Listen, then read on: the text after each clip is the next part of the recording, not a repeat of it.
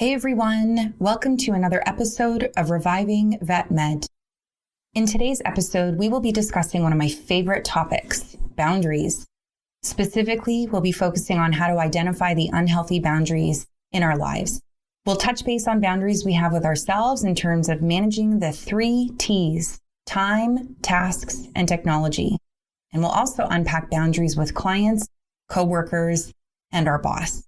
This episode is a good one, and I'm really excited to share this information with you. So let's go ahead and get started. This is the Reviving Vet Med podcast, and I'm your host, Dr. Marie Hollowaychuk. And my mission is to improve the mental health and well-being of veterinary professionals around the world.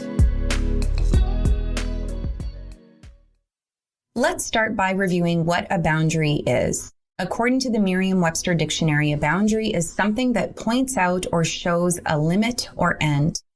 And in the context of psychology, which is how we'll be framing boundaries today, it's the limit between you and something or someone else. So when I think of healthy boundaries, I think of how we recognize our limits and honor our needs.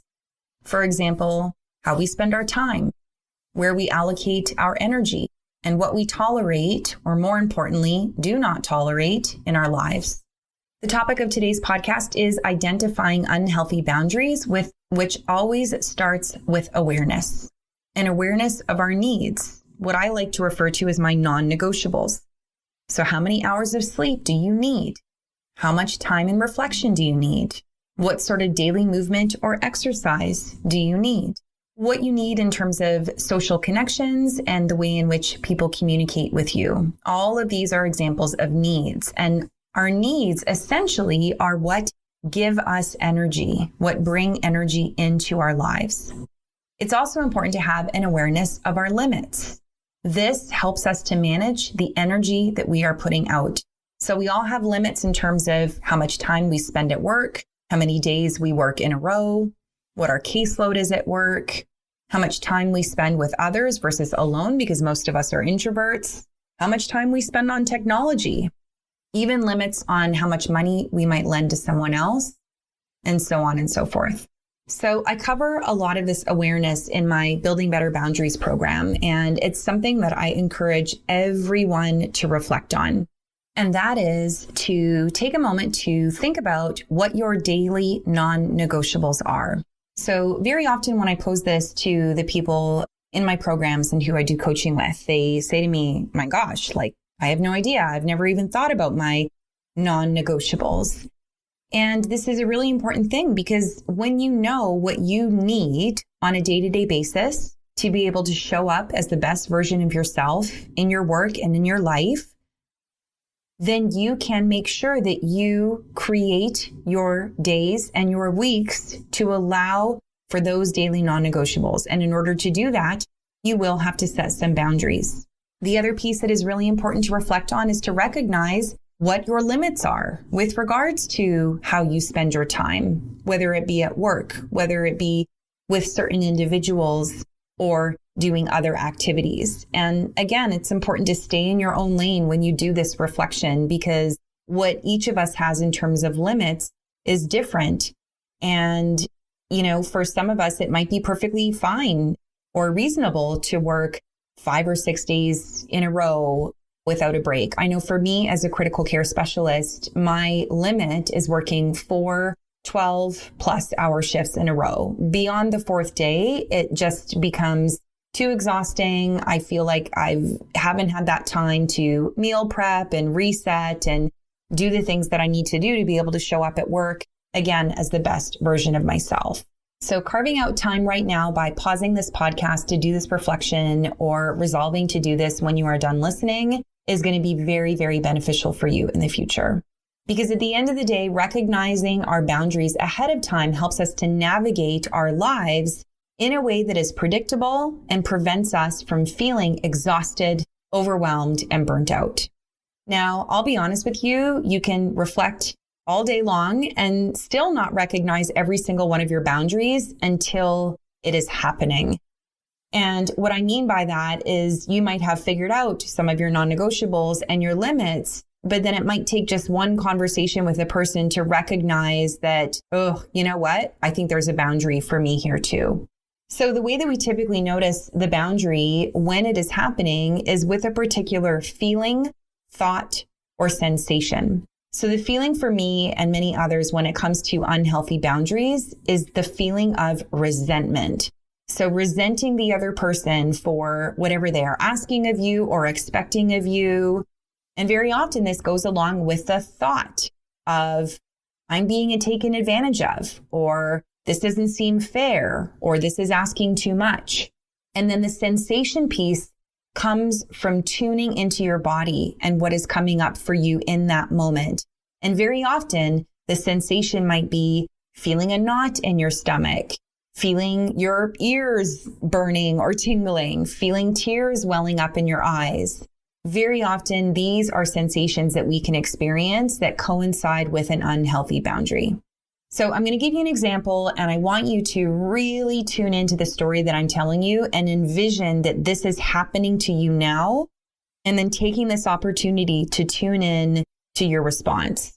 So I'll use the example of a friendly neighborhood favor. So imagine that this is a Sunday afternoon and you have just settled in to time with your family. You had some work things that you had tidied up earlier in the weekend, and then you were out running errands all morning. And now is the time that you have to rest and reset before your work week begins again. So you've made plans with your family to do something that you really enjoy. Maybe it's taking the dog for a walk. Maybe it's going to your favorite ice cream parlor, whatever it might be. You are literally just getting ready to do this thing you love when you hear a knock on your front door, and you open your door and there stands your neighbor.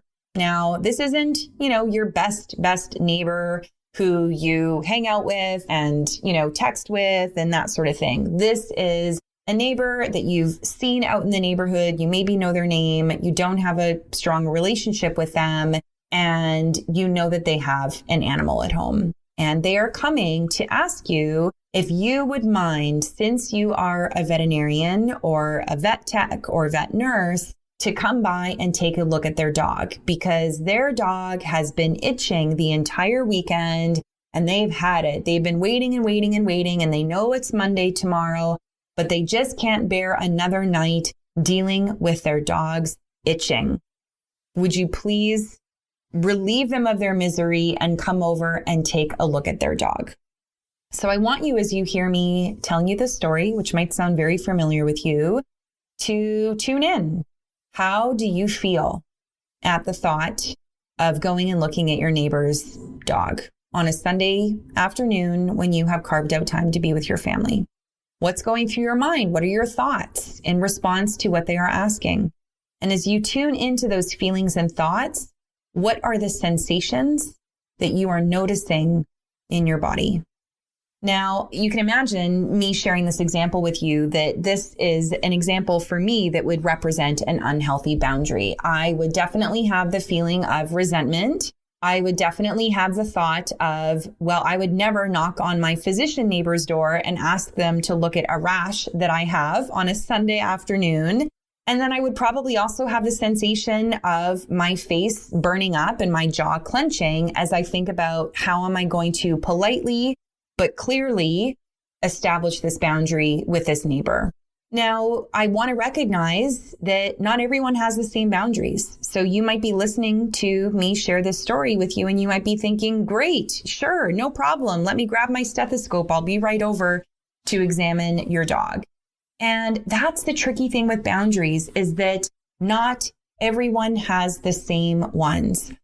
So this has come up in my programs where I've had individuals who have shared, that a firm boundary for them is that they want to go to the grocery store and get their groceries, and they don't want to be approached by their clients to, say hello or ask them questions. They feel like that's breaching a boundary. And I've heard from others in the same program who've said, but I love it when I go to the grocery store and my clients come up to me and talk to me. So clearly we all have differences when it comes to our boundaries, which is why it's so important to recognize your needs and to identify your limits and to tune into your feelings in these different situations, because it's important that we don't talk ourselves into how we should or should not be tolerating certain behaviors just because someone else does not share that particular boundary.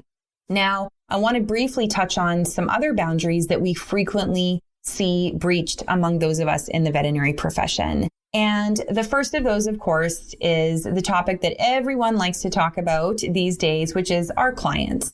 Our clients, yes, are a huge source of stress in our daily working lives. I think that clients can be a great source of joy as well. And obviously our clients are a source of revenue generation for our practices, and they can be demanding, and interactions with our clients can be challenging. So some of the boundaries that we might recognize coming up with clients will be around their expectations for our availability. So it is not uncommon for clients to expect that we might give them our personal cell phone number, that we might respond to their email outside of working hours, that we might come in on our days off to either see them as an appointment or to return phone calls regarding lab results.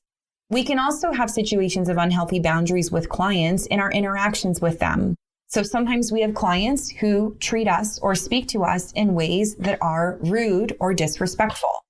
In those situations, it's important for us to establish boundaries to identify how we expect to be treated, what sorts of conduct is appropriate versus what is not in the context of the work environment. Another unhealthy boundary I see with veterinary team members and clients is with regards to responsibility.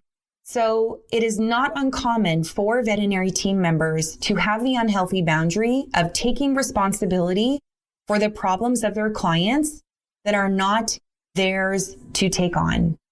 So I'll use the example of a client comes in and they have a pet who is very sick. The pet needs an emergency surgery. And the client says, I can't afford this. You need to figure it out. And the team members very often do, quote unquote, figure it out.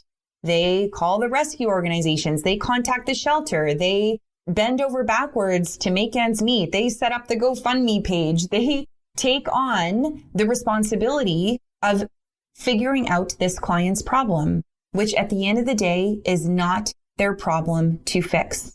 I often see unhealthy boundaries as well with clients in the context of clients' feelings and emotions, where yes, we are empathetic individuals in veterinary medicine. And yes, it's important for us to have compassion and demonstrate empathy for our clients and our patients. What is an unhealthy boundary is when we take on those feelings, emotions, and responses as if they were our own experience. Okay, so there are a lot of ways in which we have unhealthy boundaries with clients, and there are lots of opportunities there to establish healthy boundaries. Another area in which we tend to see unhealthy boundaries can be with our coworkers. So this can be in the context similar to boundaries where we might be oversharing with our coworkers. We might be communicating a lot of personal things to our coworkers, just in the context of not necessarily oversharing, but spending a lot of time socializing and communicating. You know, we often have this mindset that our team in the veterinary space should be like our family. And with most of us, with our families, we share a lot with our families. But what often ends up happening in these circumstances then is that we have these unhealthy boundaries where the lines get blurred between the working relationship and the personal relationship and the expectations of both of those. And certainly for me, I have found when I am a leader within the group, especially as a criticalist in the ICU, I am the leader, I am the go-to person. When I have what I consider to be unhealthy boundaries between me and, you know, the team members I'm working with, maybe they're students, maybe they're interns, maybe they're even my residents, we might be close in many situations. And it's important for me to have some boundary and some sense of separation between what I keep for myself in my personal life and what I share with my team. And it doesn't mean that I'm in lockdown mode and I never share any personal details of my life. That wouldn't be realistic. But it means simply that there are boundaries in terms of what I keep close to my heart and what is open for sharing with the team. Now, in the context of coworkers, we can also have unhealthy boundaries around our helping of each other. Now, I don't mean this to mean, again, that you should never help your team members and not be a team player. But what I mean is that we can sometimes forget that we don't have to say yes to our team no matter what they ask of us. We often have team members that consistently want to have someone take their shift or stay late so that they can leave or cover their lunch break or whatever it might be. And again, this is where it's important to tune into that resentment and frustration. If you have a team member that is constantly asking you to work their Saturdays because you quote unquote don't have family and you're starting to feel resentful about that, that to me is an unhealthy boundary. And that to me indicates that it would be a good conversation to have with this person to just outline for them what your limits are in terms of what coverage you're willing to offer them. Now, in the context of coworkers and boundaries, we certainly covered this in previous episodes, but sadly enough, it's not uncommon for some of our coworkers to not treat us well. There can be negative attitudes or criticism or even bullying in the workplace that can create a toxic environment and really wreak havoc on our personal health and well-being. So identifying when we are being treated in a way that does not sit well with us, that lends us to feel as though we are being chastised or bullied or criticized or treated unfairly. And again, identifying those situations and recognizing that there is a boundary there that needs to be set in terms of what we will tolerate and what is unacceptable for the way in which that we are being treated. Now, when it comes to boundaries in the workplace, we can also, of course, have unhealthy boundaries with our boss. So whoever is your quote unquote boss. So that might be your practice manager. That might be the practice owner. That might be corporate headquarters. Maybe you are the practice owner and you are the boss, in which case you are your own boss and you're answering to yourself. And we're going to talk about that in just a moment. The idea here is that we can also have unhealthy boundaries with management if they ask us to do things, to have a schedule a certain way, to complete certain responsibilities in the practice, to do things that we do not think that we should be doing. Maybe there's a moral boundary that's being crossed. Maybe there's a time boundary that's being crossed. Maybe similar to our clients, there's an expectation that's being imposed on us that just feels unreasonable. Again, if you tune into your feelings and notice the thoughts coming up for you, if you're telling yourself, this is not okay, I don't feel right about this, I don't like this, there's probably a boundary that needs to be communicated. Now, last but not least, I want to share the 3 T's in the context of boundaries with ourselves. That is with our time, that is with tasks, and that is with technology. So you can know that you have an unhealthy boundary when it comes to your time if you constantly feel like you are running late, that you are running behind, that you are having difficulty with being punctual, with getting things completed in a certain amount of time. Now, many of us do struggle with time management. And again, these are boundaries that we impose on ourselves. We are the ones who manage our time. We are the ones who choose how to spend our time. And we are the ones who organize our days, our weeks, and our lives. So it is a common unhealthy boundary when individuals are spending time doing things that they don't want to do, spending too much time on tasks that should be done sooner, or not allocating enough time to certain things that must be prioritized. So that's time. Then there's the boundary around tasks. There are things you need to get done and they are not getting done.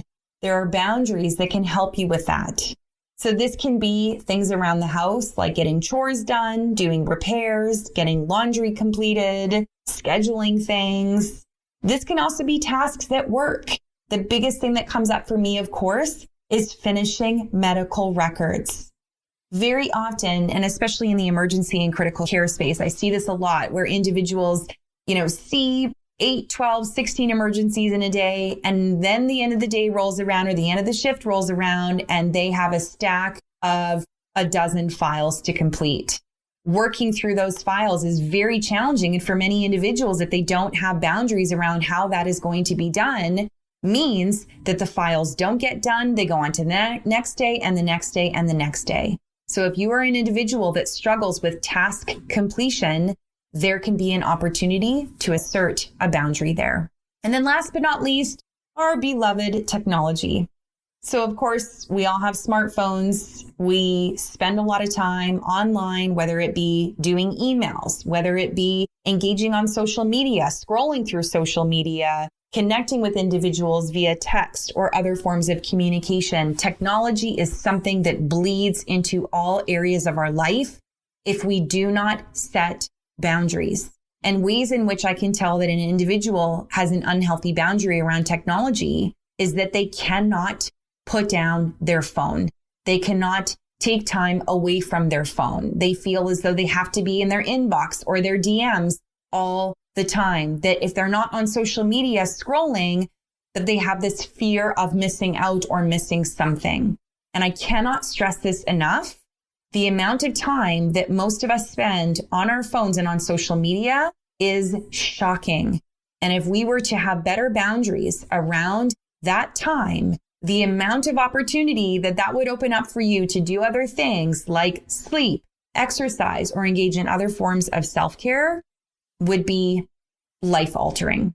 It sounds like an overstatement, and I can assure you that I am not exaggerating when I say that. So having boundaries around technology, whether it be where you engage online, if you engage online, how you engage online, whether you're an active or a passive user, all of these things have a huge amount of bearing on your mental health. And these are all areas where we want to have boundaries, which really just function as guardrails to keep the experience healthy and beneficial and not draining and detrimental to your mental health and well-being. So those are the areas in which I see most veterinary team members struggle with their boundaries or engage in unhealthy boundaries or just simply allow unhealthy boundaries to persist. And in our next episode, which is going to be on asserting healthy boundaries, we're going to unpack how we can look at all of these unhealthy boundaries and how we can, with confidence and clarity, communicate and establish healthy boundaries.